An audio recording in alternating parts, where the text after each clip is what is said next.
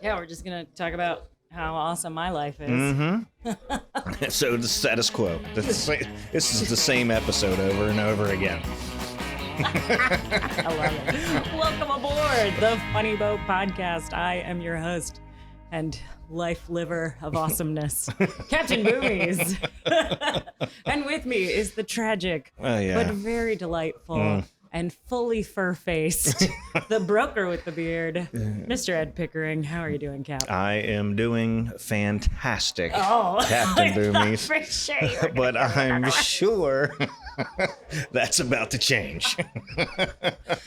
Yeah, that's a fair thing to say. So I just got back from the Caribbean. Oh, did you? Oh, did I? Huh. I believe I saw a thing or two on the interwebs about that. Well, you gotta squawk a little bit about create some FOMO in people's lives so that they want to go then charter a sailboat. So big shout out to Waypoints Charters who asked me to go down there and make a bunch of beautiful content for them. It was an amazing trip and I had so much fun. And then I also got to sneak in on the Young Cruisers Sailing Odyssey. Yes. So much fun. Yeah, I'd like to thank Waypoints for all of their... I even wore white today because I was like, I want to look extra tan. Extra tan, I noticed that. See, I just cut my hair, so that's my extra white. Hence the sunlight. I'm trying to catch up. Because if you don't know, this is a visual podcast as well. You can watch the video version of it. But you don't have to. Hopefully our audio is good enough that we're in your ears. But you should subscribe anyway. Hop on the YouTube channel, ring the bell, what they say. I don't know. Is that what they do? We're supposed to know these things. Yeah. We both do social media enough that we're supposed to know, but Right. I don't know. Don't threaten me with a good time. But yes, I was super jealous. That was the idea. That was, I saw that one specifically as well. But great shots, and I just happened to call you last night, like in transit from the airport, which was, I'm surprised you answered. I was literally getting into the car from the airport. As you were texting, and I was like, I'm just going to call him. I'm just going to be extra mean. Right, yeah. I just getting home from this fabulous, warm, sunny trip. But I'm going to be 100% honest with you and tell you, holy cow, this time of year is the time for the Christmas winds in the Virgin Islands. And it's ripping. You got them all. I had all the Christmas winds. You got Christmas winds, Yuletide winds, holiday winds. It was brutal. Yeah. So all of my shots, they look fantastic, don't get me wrong, but I worked really hard to find the wind shadow behind a mountain or, the most protected cove I could possibly find to scoot the dinghy around. And when we did set the sails, it was way too much wind, though, for the drone to follow after us. Right. Because it was also all upwind. Yeah. Because the way it works in the Virgin Islands is if you're starting in the U.S. Virgin Islands, which I was, and you're planning to end up in Virgin Gorda, you're going to be heading directly into the wind the whole way. It's just going to happen that way. The trade winds are amazing and make it really nice to plan your vacation around there. But it's why people tend to do the same route when they go, because you can very easily sort of plan your sailing to zig and zag from port to port with the winds in mind. Right. So I was bucking that trend. Shocker. Well, because I had a destination. And I had a time limit. So you were sailing to a schedule. Yeah, I was sailing the worst thing you could All you possibly stick do. boaters out there know exactly what I'm talking about. You power boaters are scratching your head. So that's what the throttle's for. That's the sticks we're talking about. It was not brilliant captain charter planning on my part, but I wasn't going to miss that party. Well, it looked like you were really suffering.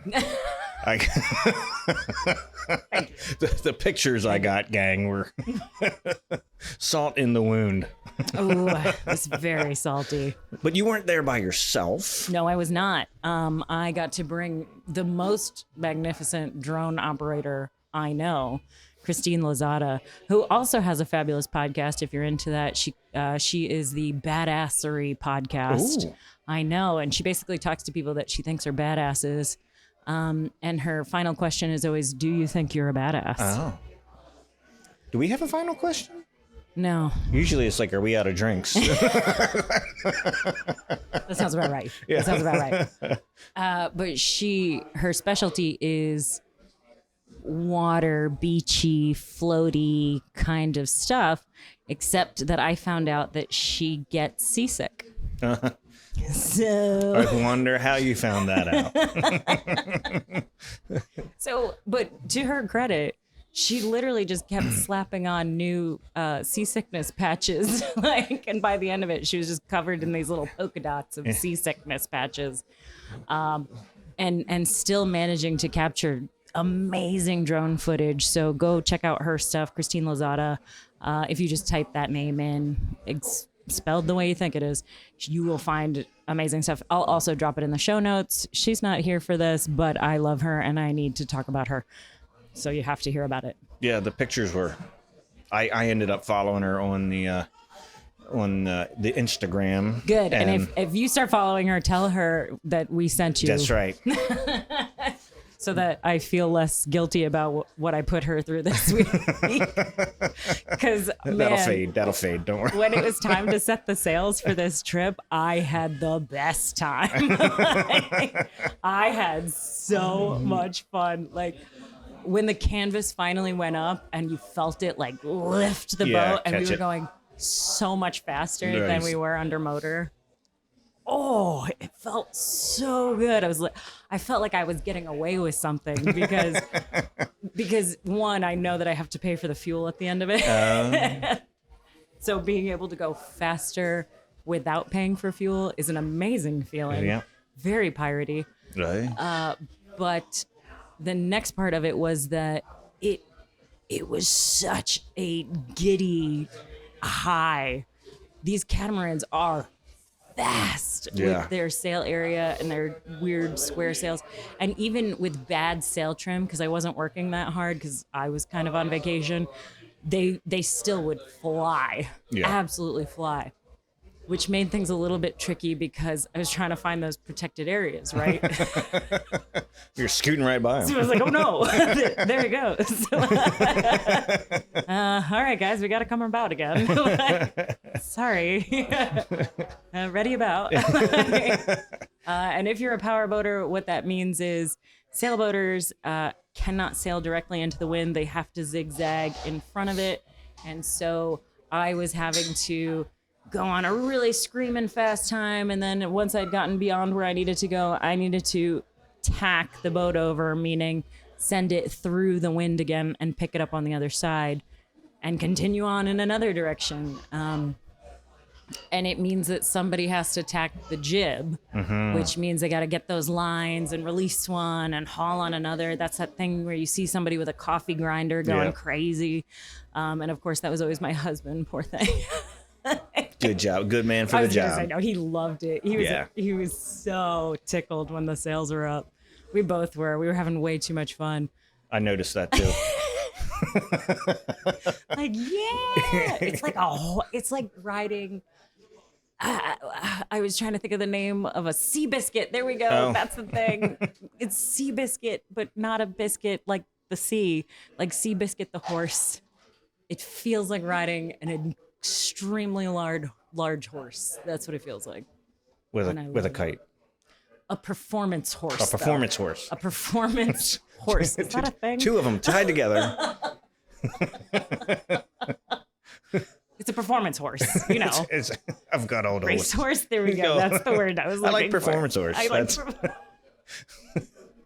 Perfect. I'm gonna have another drink. Oh no. Goodness. But the Virgin Islands, if you go there during peak season, so I'm a little ahead of the curve, being in December. and thus the Christmas winds and all that stuff. But if you go end of January, February, March, the winds are perfect. Like, it is a perfect 12 knots every day with perfect sunshine and like just the littlest sprinkle of rain right at 4 o'clock when you're feeling way too warm because the sun's been on you just a little too long. So it cools you off just in time for you to go take a shower and then go to dinner. Nice. It is absolutely the most glorious cruising grounds in the world. There's a reason there's so many charter companies there. But I really had a great time with Waypoint's charters, even though I broke their boat at some point. It happens. I know.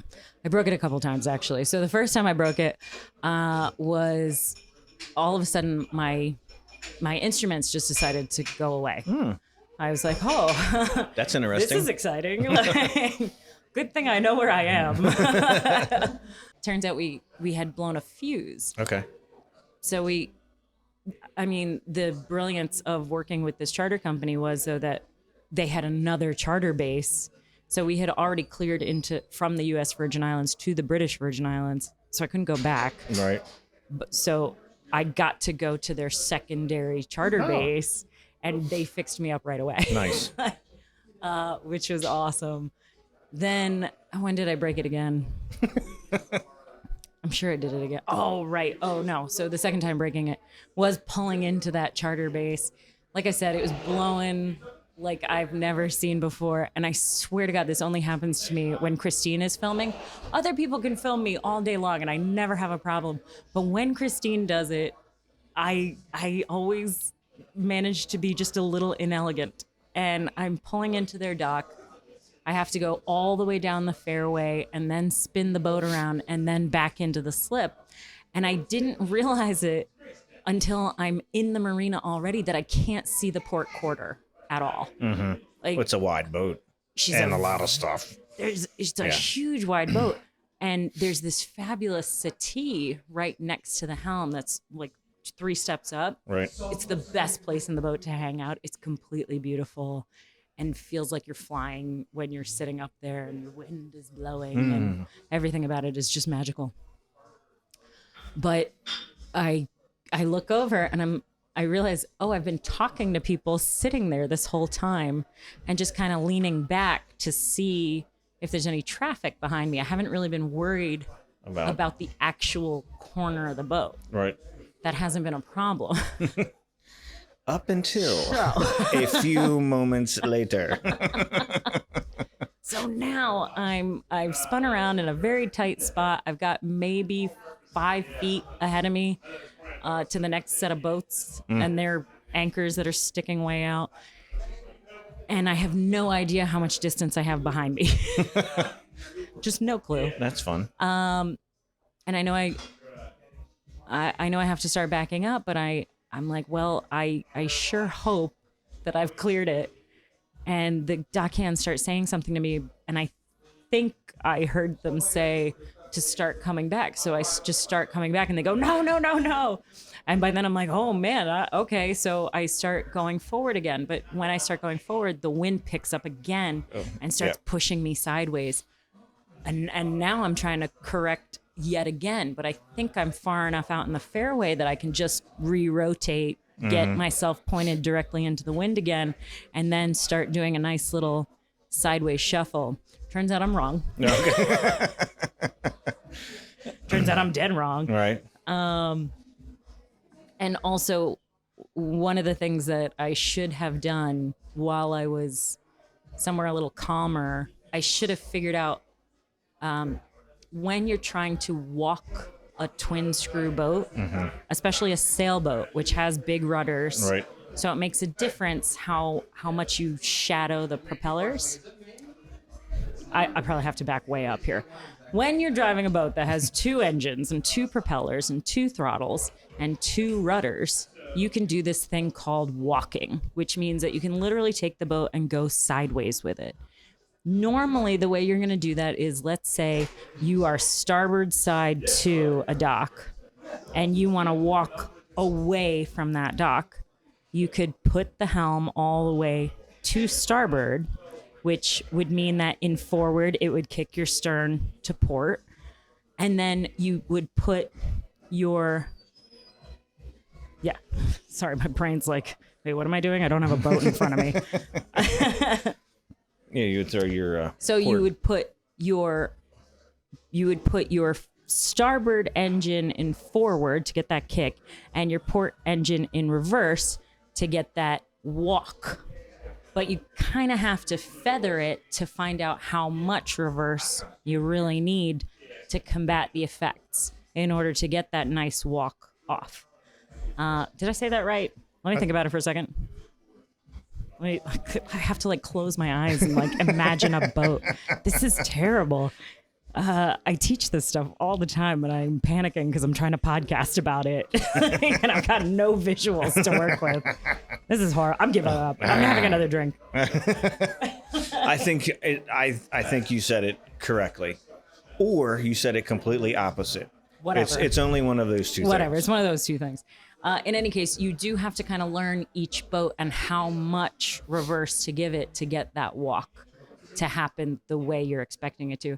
In fact, I've even been on some boats where I had to give it more forward, which was super weird. But I think that's because I was expecting, I don't know what I was expecting. There might have been some current or something. It's just the kind of thing, though, you want to test out on a new boat somewhere else other than at the dock. In tight spaces. And all of this happened within literally probably 30, 45 seconds of each other from the start to feeling like got this to the, oh, no, I don't. I so had it. I was so upset. I was like, yep, no problem.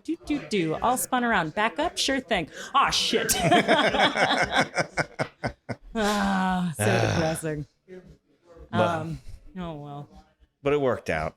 So you said you were ahead of the curve on the tourist season. Was it crowded or was it fairly open? No, it was. I've never it was been. Medium. It was medium. Okay. I would say. So one of the nice things was when we got to an anchorage, there was always the choice mooring spots were taken most of the time, but there was always some mooring available, which is really nice because picking up a mooring is so much easier than having to anchor and have an anchor watch. Yeah, you don't have to worry. You don't have to worry. Well, you don't have to worry as much. Right? Yeah. For the captain, it's always a worry. You don't have to worry as much. And they gave us these really nice, thick lines that were way bigger than this boat needed. But it made me feel so much better that That's a lot I'm of just it. so grateful to them for how comfortable I felt working with this boat. All the lines looked good. All the sails looked good. The engines were immaculate. Nice. Immaculate. And the water maker was a champion. Yeah. I could have all 4 cabins taking a shower and the water maker could keep up. Wow. It's crazy. Nice. Yeah. It was so cool. And yes, it had 4 cabins with 4 showers. This is the best charter boat I've ever seen. I love it. Did it also have like a stern shower as well? Of course, Yeah. an aft deck shower. That I didn't. Did I film any of that? That's pervy. I don't think so. But don't quote me on that. But anytime that anybody's showering on the aft deck, it's because we're at anchor. Yeah. And once we're tied up to a mooring, that's when I'm allowed to drink. So all bets are off in terms of what's going on. I assigned somebody else to be dinghy captain, and I get to be an alcohol. Enjoy the vacation a little bit. It was really, really great. And I super duper enjoyed it. Yeah. I also really liked getting to run into our former podcast guest, Yes. Andy from Ocean Cruisers Podcast, who was running the Sailing Odyssey extravaganza. Oh my God. So amazing. Again, more jealousy. Oh my God. It was like as star-studded as the Annapolis booth. But not as crowded. Not as crowded.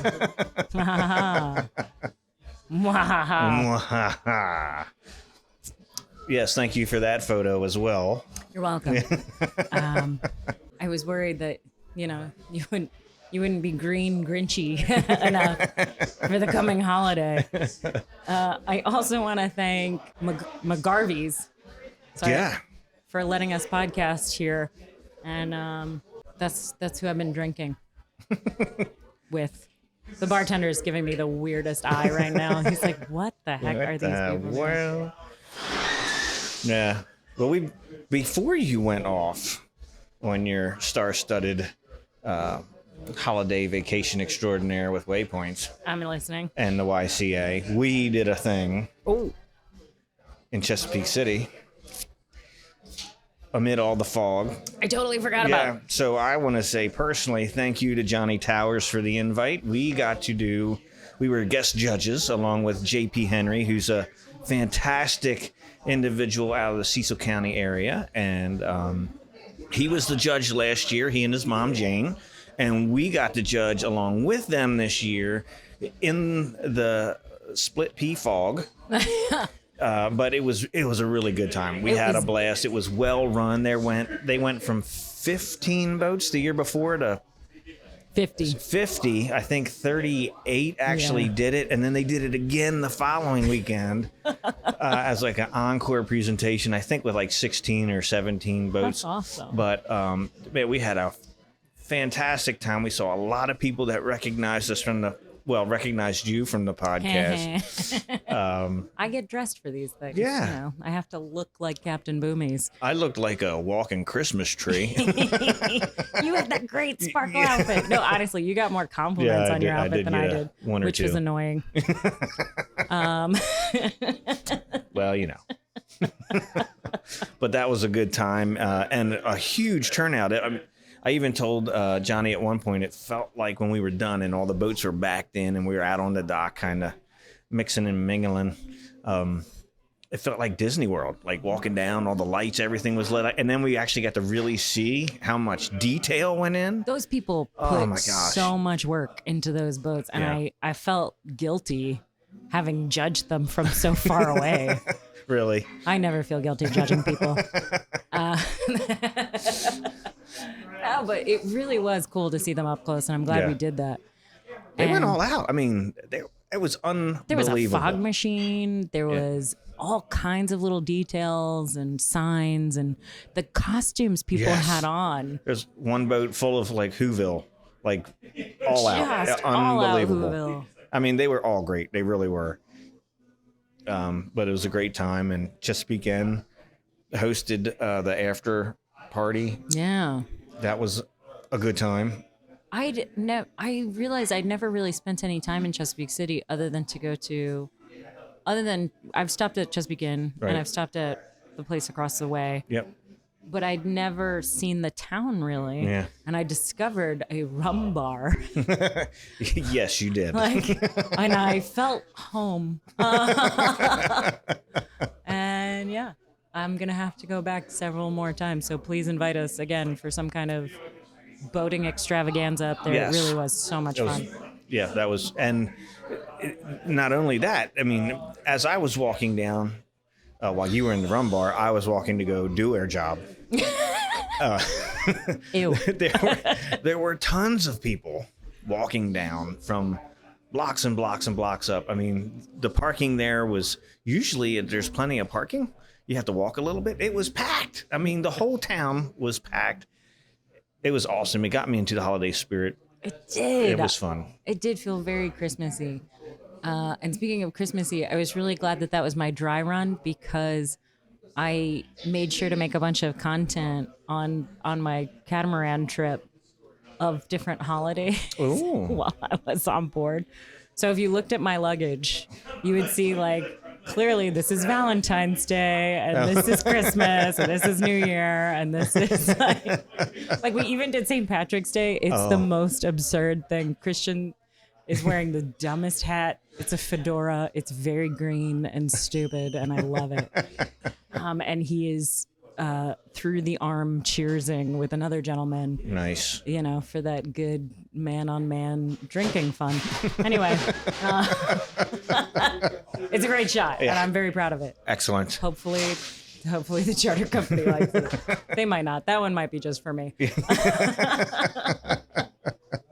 Well, I'm glad you had a good trip. I'm glad it was safe, and you know, I had to stay back here and Sell some boats. Man, yeah, it's been busy. I know, it's been weird. busy. It's not a Can bad someone trade-off. explain that to me? I'm trying to understand why it's not slowing down in the way I thought it would. No, it was like that last year for me too, which I'm not complaining.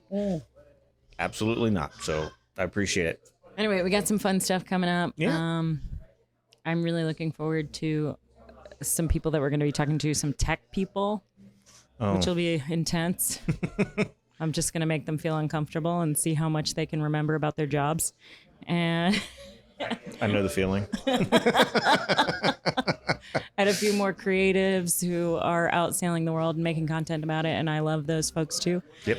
And other than that, I'm trying to think of something also mean to say to you, but happy holidays. Happy holidays, Captain. This has been the Funny Boat Podcast. Bon voyage. Bon voyage. I like this place. Yeah, pretty cool. A tree in the bar.